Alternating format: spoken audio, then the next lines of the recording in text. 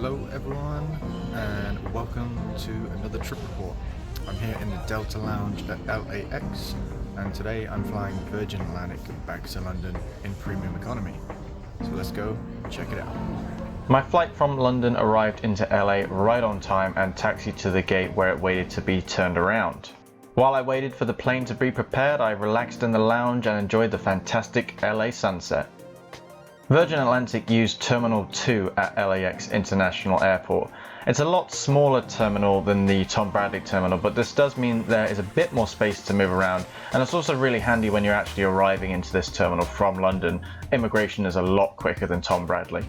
My flight today cost me 27,500 Virgin miles and $219 in tax, which I think represents a great value for use in miles on this sort of route. Premium economy passengers are given priority boarding over economy passengers, so you do get to board before they do.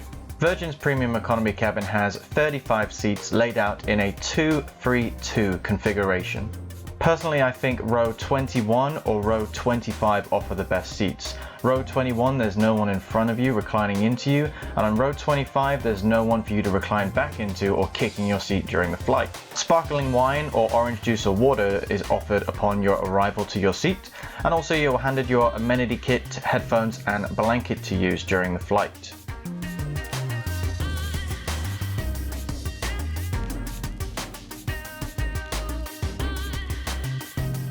The premium economy seat has a pitch of 38 inches and also a width of 31, which is quite big and comfortable enough to enjoy the flight with.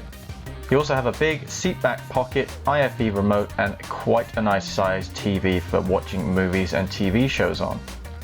And if you're interested, I can confirm that the last row, row 25, does have the option to recline.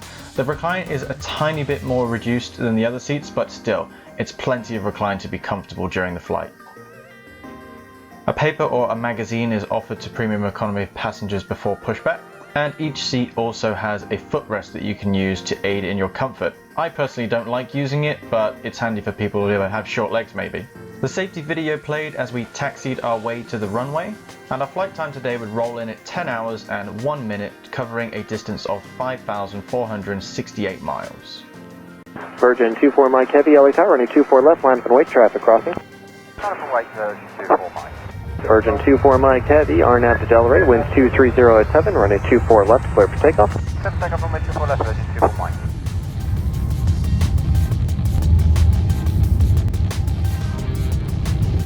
Mike, passing altitude 1,500 feet, QNH 299 and 3 climbing 5,000 on the Ocean 8 departure. Virgin 24 Mike Heavy, so got departure ready contact, climate in 17,000. Climb and maintain altitude 17,000, Virgin 24 Mike. Our climb out this evening was wonderful, and we were treated some fantastic views of Los Angeles as we made our way up into the sky. Wi-Fi is available on Virgin Boeing 787s, though it is quite expensive. I mean, $3.99 for 20 megabytes, followed by $16.99 for 150, and the maximum at $40 is quite pricey for Wi-Fi.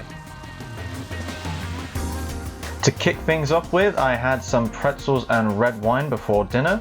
At this point, the crew handed out the menu cards for tonight's flight, offering 3 choices of main meal with a starter to begin with and also a dessert. Virgin Atlantic do like to make a big deal that your meals are served on china crockery with real knives and forks, which can be seen right here. My main meal, salad and dessert were quite tasty, and I have no complaints there. After dinner, the lights were turned out for everyone to catch up on their sleep. It was at this time that I decided to check out Virgin's in-flight entertainment. There are hundreds of movies and TV shows and CDs to listen to, so you always have plenty of content to watch. The screens are about 10 inches in size and offer good picture quality. Located next to your headphone jack, you have a USB charge point, and if that's not enough for you, between the seats themselves there are 2 full power plugs to use during the flight. At this point, everyone was relaxing and having a sleep, and it started to become light outside.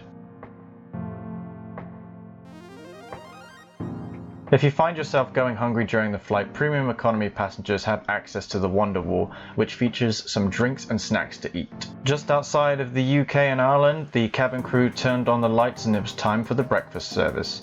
Now, in all honesty, the breakfast service really needs to be improved here for the price passengers pay. A pastry and some fruit and a yogurt really aren't the greatest breakfast after a 10-hour flight. This was my main issue with the premium economy service. The food really needs to be improved for an arrival. I mean, most people on this plane hadn't eaten for 8 hours and were pretty hungry by this point.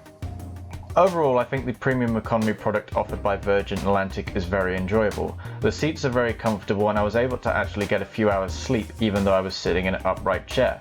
The crew were on point, which gave you a welcome feeling and didn't make you feel like you were being an inconvenience to them. And overall, of a flight of this length and duration, if you can get premium economy for say £300 more than the economy price, then it's going to be a fairly good deal. Obviously, each route with its individual length can vary the price of the premium economy product, so just keep an eye on the length of the flight and see if you think it's worth the extra cost.